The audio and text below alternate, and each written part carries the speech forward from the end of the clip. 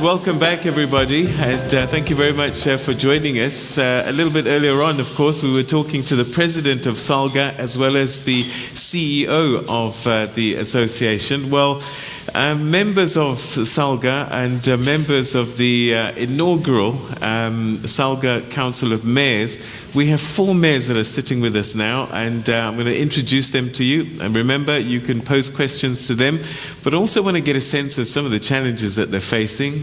Some are new to this whole game of being councillors, and they're sitting as mayors, but some have been able, in a short period of time and over time, have some successes, and let's hear what their story has been. As we say, good morning to Councillor Solly Msimanga, Executive Mayor of the City of Tshwane. Welcome, and thank you very much for joining us. Thank you very much, Peter, and good morning to you.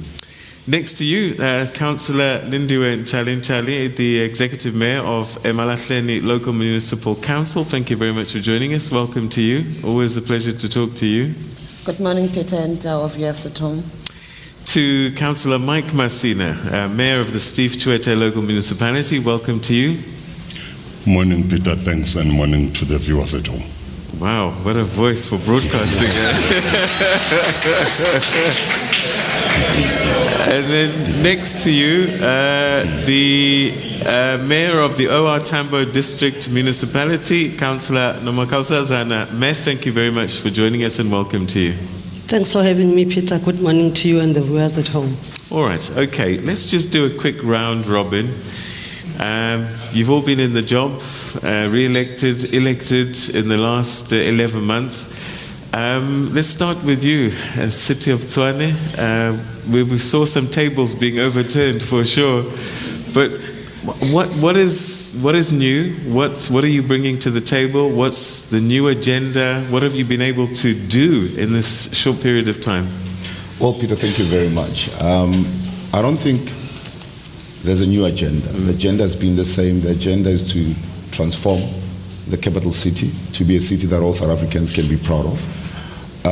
It's how we are going about it that becomes the difference. And what we've decided to do is to be more transparent, to be more prudent in how we spend taxpayers' money, and to ensure that money goes towards service delivery, not towards things that are not really necessary. You know that we inherited a municipality that had a 2 billion rand deficit. Now, to start changing that around means that you have to be more prudent in terms of how you spend money. You need to be careful in terms of what you prioritize. And more than that, you need to ensure that you engage with your communities so that the communities know exactly what is coming to them and when it's coming to them and how it's coming to them. So that's what has been now our agenda. Now, you're asking us what we have been doing that is new. I've done away with the mayoral house. I know mayors want mayoral houses. I mean, we've spent 12 million rand in renovating the house, and the house doesn't look like anything close to 12 million rand. So we've got rid of that. I've got rid of the blue lights in the city. We've introduced a new anti-hijack unit in the city. We've introduced a drug unit in the city. We've introduced a cable theft unit in the city, which is a big problem in South Africa. I don't know why South Africa is one of the biggest exporters of copper, yet we don't even have a copper mine in South Africa. And national and provincial government need to assist us in really addressing this issue. So that is one of the things that at a municipal level we've already started dealing with.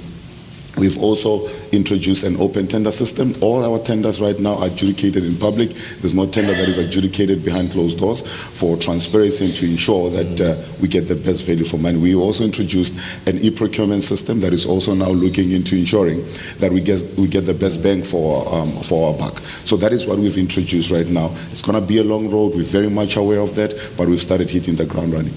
Okay, so eMalahleni, what are some of the challenges and some of the successes that you've been able to overcome or still have to deal with? Thank you very much. In eMalahleni, one of the challenges that we're having is an aged infrastructure. Malahleni is more than 100 years old, so most of our infrastructure in terms of your water, your sewer, your electrical is still updated, unfortunately. And our roads are not in a good condition. But as a municipality, we've established working relationship with private sectors where they are coming in to invest in our municipality. so that we can make sure that we revamp the infrastructure that is dilapidated. But most of the challenge, because we are a mining town, there's a lot of influx of people coming to Emalahleni for job opportunities, for greener pastures, and they tend to invade land, and which is the municipality problem because we haven't planned for such people to be in our city. And also, as a mining town, you've got people that resides in your municipality, consume your services, but they are not counted in your municipality. Remember, your equitable share comes in a form of the population that you're having. But most of these people are migrant workers. They don't reside in Emalahleni. So our shares, equitable share from the national government does not meet us in terms of the people that we're hosting daily in our municipality. And that causes strain in our infrastructure. But also the challenge that is bigger is the land invasion, it's stealing of electricity, people illegally connecting themselves. Hence in Emalahleni we had a challenge of owing Eskom because most of the people don't want to pay for services and they need municipalities to provide services. So as a municipality we have that challenge, and hence now we have introduced the issues of your smart metering, working closely with our communities to say, pay for the services that you consume. Because definitely, if people can't pay for services, municipality will never provide sustainable service delivery. That is our main challenge. But what we have done also, because there was a lot of mine that shut down and your Highveld still, it has just been resuscitated. A lot of people lost employment and it has affected the municipality drastically. But we were on a drive and a campaign to people to say they must be responsible citizens, pay for the services, love Emalahleni, make sure that we put Malahleni back on the map, because surely we cannot provide services and people don't own up to. One of the speakers in the yesterday's meeting, they said people will prioritize to pay for their West Bank or whatever car installment, not the municipality. We are a last priority. So that affects us a lot. Also, the issue of good governance is one of the issues that we've been pushing in the municipality to say we need to improve on the audit opinion by AG. Hence, we said good governance, clean administration. There are some systems that we've put through supply chain, and also making sure that whatever that we do, we comply with the pieces of legislation that governs our institution. And also the issue of the challenge of water outages in our municipality, interruption of the supply of electricity, because there's a lot of vandalism in municipalities. I'm not sure whether it's a sabotage to municipalities or one way or the other. In Emalahleni, there's cable theft, disruption of services, stealing of pumps that are pumping water. So we see it as more of the sabotage, but we're saying we are creating a platform where, as a resident of Emalahleni, I must guard the infrastructure that is there, because it's not in municipal assets. We all contribute for that asset. So you're talking as if there needs to be a whole kind of shift in the citizens of Emalahleni, how they behave, comply, pay for their services, a whole culture change actually. But we'll explore a lot of that as much as we can. But I just want to give the other mayors a chance as well. Steve Tshwete has had some successes as well. You've had some big wins. Yeah. Absolutely. We regard ourselves as the co-custodians of back to basics concept. In actual fact, when it was launched in 2014, the then COGTA minister, together with his deputy, Gordon and Andres Nel, visited us, and they looked at our systems, and we were invited to make special presentation at the Presidential Local Government Summit. I think it was around September. We stick to the basics. That is our secret. Key amongst that, of course, the institutional capacity, and I always say it is divided into three. Appointment of suitably qualified personnel, 1. 2, appointment of suitably qualified personnel. 3, appointment of suitably qualified personnel. Very key. Yes. And yes, you also talk of good and clean governance. You make it a point that you adhere to legislation that will make your work very easy, and you put people first. That is Batupili, which is why after each and every council sitting, we make sure that we go back and report back to our constituencies, wherein they will raise issues, and of course, we will respond to those that are within our competence. But also, what is also important, the communication. You know, when we're going to have electricity and water outages, we send SMSs, we communicate, and that makes things a little bit easy for us. I think in a nutshell, this is the secret of our success. Okay. Of our success. Oh, wonderful story. Okay, let's turn our attention to OR Tambo District Municipality. And Councillor Meth, some people still don't quite understand the function of a district municipality because you have local municipalities underneath you. We get the metro, we get the local municipality. This district portion, isn't this a doubling of functions? Take us through the district municipality experience and some of the challenges and successes that you're facing at that level. Thank you very much, Peter. We are a 1.4 million population district municipality, very rural. 93% of our inhabitants live in rural areas, with only a 2.6 billion annual budget, with 5 local municipalities under us. All the mayors are here in the room today.